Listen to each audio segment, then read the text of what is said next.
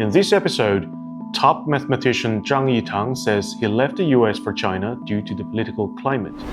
Nomination of a new academician at the Chinese Academy of Sciences, a former vocational school student turned PhD supervisor draws attention. China's July power generation exceeds 1 trillion kilowatt hours. And China's foreign minister visits India and Pakistan in succession, sending strong signals to the region. A drone rescues 2-year-old girl missing for more than 30 hours. I'm Chris. Now let's start today's China Currents. Recently, Zhang Yitan, a world-class Chinese mathematician in his 70s, resigned from his tenured professorship at University of California, Santa Barbara, and moved back to China with his family. He has been appointed chief scientist at Sun Yat-sen University in Guangdong, becoming one of the most significant figures in the wave of overseas Chinese scholars returning home. In a media interview, Zhang admitted that with rising tension between US and China, he had long been considering a return to China. One detail he revealed was particularly telling. Zhang said that Sun Yat-sen University waited until he had boarded the plane and flown out of US airspace before announcing his appointment. When his plane landed in Guangzhou, China even sent a customs officer to board the plane and personally welcome him and his family. Zhang said he had been deeply touched and added, "It shows how much my country values me. The best I can do is to continue my research." Zhang earned his master's degree in 1985 at Peking University, one of China's top institutions, before pursuing further study in the United States. He received his PhD from Purdue University in 1991. In 2013, he published his landmark paper, Bounded Gaps Between Prime Numbers, which made the first real breakthrough in solving the famous number theory puzzle known as twin prime conjecture. The achievement won him worldwide recognition. Since 2016, Zhang had been a professor at UC Santa Barbara. Since Donald Trump's return to the White House, the US has drastically reduced funding for scientific research. Meanwhile, the lingering effects of Joe Biden's China initiative have discouraged more Chinese scholars from studying and conducting research in the US. Commenting on the situation, Zhang also mentioned the difficulties faced by his colleagues. The Trump administration has cut off funding for many labs. Those doing biological research are deeply frustrated. Although mathematics was less affected, Zhang still decided to return, responding to enthusiastic invitations from Chinese universities. He described the feeling of coming back as being reborn. It's like returning to the starting point again, coming home to work to serve my country. His late-age return has sparked debate in China. Some wonder if he'd returned at an age more suited for retirement. Others argue the vision of a top scientist is invaluable for mentoring the next generation. Alongside Zhang's return, another scientist has attracted widespread public attention in the latest round of nominations for Chinese Academy of Sciences. Professor Cao Huijun from the Harbin Institute of Technology spent 10 years transforming himself from a vocational school graduate into a doctoral supervisor at one of China's leading universities. After graduating from a vocational school in 1995, Cao worked in a factory as a grinder and studied undergraduate courses on his own. By 1998, he has passed 15 exams to earn his bachelor's degree at age 22. His life continued to inspire awe. At 29, Cao became the only scholar in Harbin Institute of Technology's history to be promoted directly from lecturer to professor, and also its youngest PhD supervisor. In 2014, Thomson Reuters tracked the top 1% of highly cited papers across disciplines over a 2-year period, and based on evaluation, named 17 of the world's most influential scientists, with Cao Huijun the only Chinese scholar among them. In July 2021, he was elected a new member of the Academia Europaea.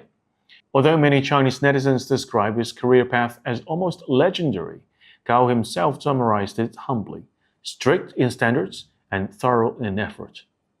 Now let's turn to China's new record in electricity use. The National Energy Administration recently announced that China's power generation in July set a new world record, historically surpassing 1 trillion kilowatt hours, reaching 1.02 trillion, the first time any country has ever achieved this. Domestically, this was an 8.6% increase year-on-year and double the level of a decade ago. Internationally, 1.02 trillion kilowatt hours is equivalent to the entire annual electricity consumption of the 10 ASEAN member states combined. China's leading political website, guancha.cn, published an editorial analyzing the significance of this figure. The article noted that the achievement would not have been possible without bold reforms by China's central state-owned power enterprises. Over the past decade, the State Grid Corporation of China and China Southern Power Grid broke up their own monopolies, abandoning administrative allocation of power and state-fixed electricity pricing. Instead, they introduced market-based mechanisms in both generation and retail, allowing private capital to enter the power sales sector. With full competition in buying and selling electricity, prices became more transparent and flexible. As a result, China's market-traded electricity volume skyrocketed from 1.1 trillion kilowatt-hours in 2016 to 6.2 trillion in 2024, against the backdrop of soaring global energy prices. This reform kept China's power costs stable. Household electricity prices remain only about 32% of the average level among the world's 50 major economies. Second, the grid companies invested heavily in infrastructure, building a smart transmission network capable of delivering power across vast regions. With a maximum transmission capacity of 142 million kilowatts, the grid ensures electricity transfer and secures the national supply. Third, China's power sector has actively integrated renewable energy. Of July's 1.02 trillion kilowatt-hours, nearly one quarter came from wind and solar sources. The electricity data also reflect profound shifts in China's economic structure. Particularly notable in July was the tertiary sector, which consumed 208.1 billion kilowatt-hours, up 10.7% year-on-year.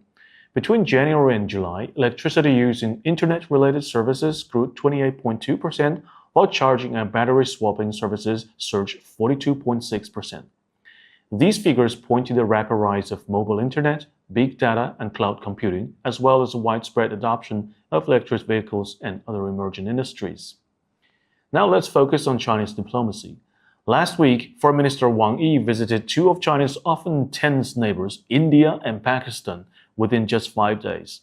In New Delhi, Wang met with Prime Minister Narendra Modi, meeting again after 3 years. Wang emphasized that both countries had agreed to jointly face global challenges and oppose bullying. Immediately after India, Wang traveled to Afghanistan and Pakistan. From August 20th to 22nd, he met with leaders from both countries. In talks with Pakistani Deputy Prime Minister and Foreign Minister Dar, Wang once again voiced opposition to bullying and expressed China's goodwill, offering to build an upgraded version of the China-Pakistan Economic Corridor. Wang's back-to-back visits to India and Pakistan invite comparison with recent U.S. actions in the region. Washington has not only punished India by imposing an extra 25% tariff on its exports to the U.S. for continuing to buy Russian oil, but has also openly courted Pakistan, selling it F-16V fighter jets and supporting its military campaign against the Balochistan Liberation Army, a group believed to be backed by India. Leaving aside great power rivalry, let's end with a heartwarming story. On August 22nd at 7:40 p.m. in a mountain forest in rural Hubei province, police officers carried out a curled-up 2-year-old girl from the undergrowth, bringing a 30-hour search and rescue mission to a joyful conclusion. The toddler had gone missing on August 21st. By the time her family called police that afternoon, they had already been searching for 5 hours. With dense summer vegetation and rugged terrain, the risk to a lost child's life remained grave. Under police coordination, local officials, civilian rescue teams, and villagers conducted a carpet search assisted by tracking dogs. In the end, it was a police drone that made a crucial discovery. Using all-around aerial patrol and repeated thermal imaging scans, the drone detected the girl's body heat. At first, the drone operator mistook the spot for a bird, but as he zoomed in, he realized it was a missing child. It turned out the girl was fine, with just mild dehydration. One Chinese netizen commented under the news story, "This is exactly the way technology should be used for." 偷偷告诉大家，我最近发现了新法宝 Royal Face 逆时奇迹系列，它有活肤露、全效精华，还有精华霜。尤其我皮肤比较偏干，所以我非常的注重保湿。保湿做得好，肌肤自然烹饪。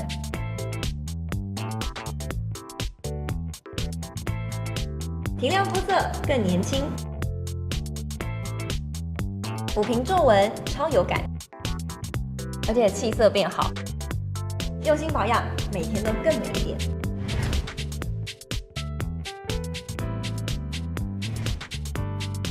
美吧。